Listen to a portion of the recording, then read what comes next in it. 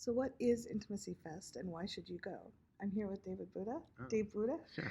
from IntimacyFest.com, and I'm here. I'm Kathy Bartoli from the IntimacyDojo.com. And you said this will be your fourth year you've run it? Yeah, this is the fourth year we're doing Yeah, Yeah. it's wonderful. Where is it? it. It's outside of San Diego, Yep. but an hour east. That's wonderful. And why did you start it? What was your... Um, I we were talking earlier, but I'll kind of skip a little bit to the idea, which is for me, it's kind of like I wanted to just do, I wanted to do the best stuff in life Mhm. for 4 days.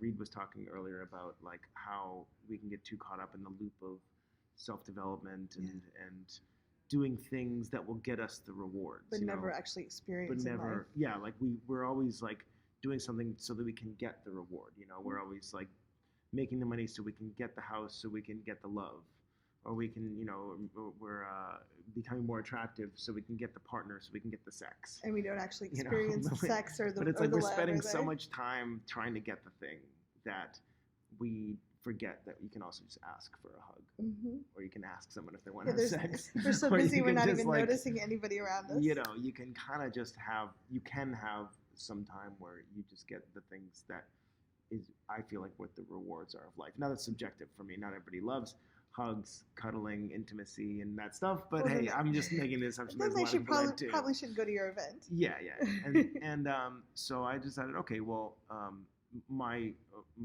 former romantic partner, woman named Paula, we started it in 2015, and we had been running a lot of workshops around intimacy, whether it was like authentic relating, connection games, massage workshops, just anything that increased the depth of connection between people. And we had a lot of ways that we were able to facilitate that. And even like a 3-hour evening, you could have people feel really close to each other at the end of the night. And so we were like, well, what if we did that for 3 days, and what would that be like? And how,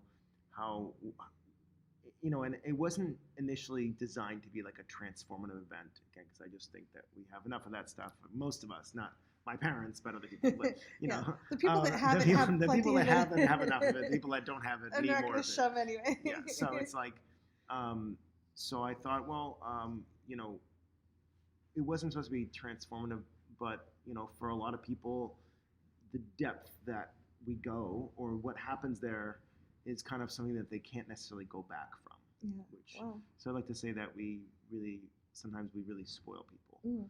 Now, if you're living in the tantra bubble, or if your life is the sex positive, if you're hanging on Reed all the time, like maybe having this kind of intimacy for a weekend is not strange, but for the average person, for it's some people, amazing. even for me, in a lot of ways, it's radical. To be like, wow, like this is living, man. Like this is really exciting, and this is what's possible, and this is what it's like to not have the kind of muck between us, and that we can live.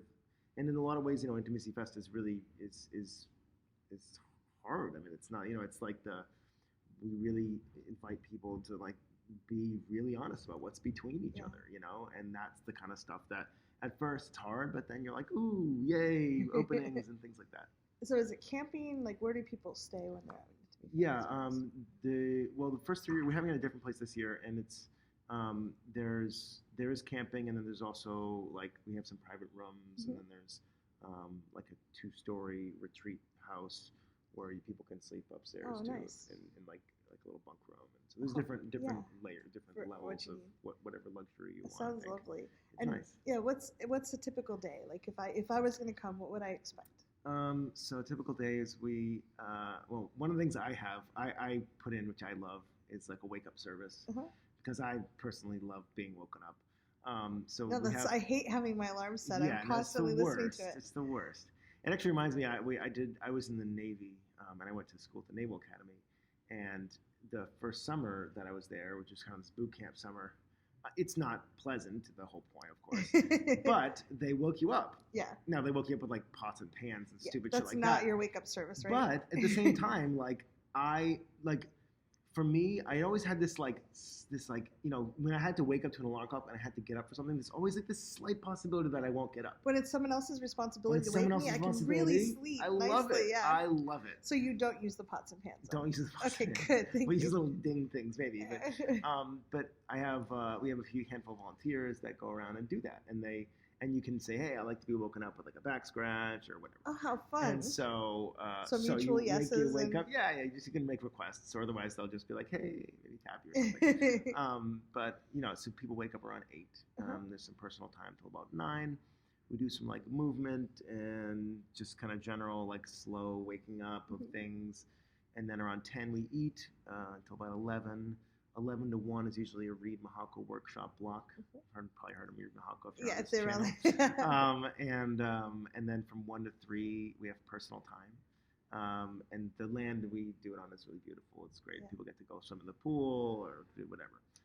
We also have just some dedicated like sex TVs. So some nice. areas that people want to have sex. It's fine, and it's not. It's easier to do that in those areas than like in where you're staying a lot of times. So there's that, and then from 3 to 5 we do more of a facilitated workshop. So something that's so you or Paula would run like we'll run something that is more hands-on. So a lot of what Reed does is more of a classroom-ish teaching thing. So we kind of mix that up where we give them some information. I think that's great. We also have them, get in small groups, talk about this, share that, finish this sentence, Wonderful. that kind of stuff. That's like in the afternoon, and then we eat again around 6, and then we do either a talent show, play party, or I think the first night is like a little welcome thing. Oh, very fun. And that's it. It's actually really simple. I love it. It's so funny how it's just actually not very complicated. And that's kind of the point. Yeah. No, it sounds lovely. And when is it this year? Do you have the dates? Yeah, it's June 21st to the 24th. Wonderful. Yeah. So if you're interested, go to IntimacyFest.com and find out more. Yay. Thanks for helping out. Thanks for being here. That's great. Yay.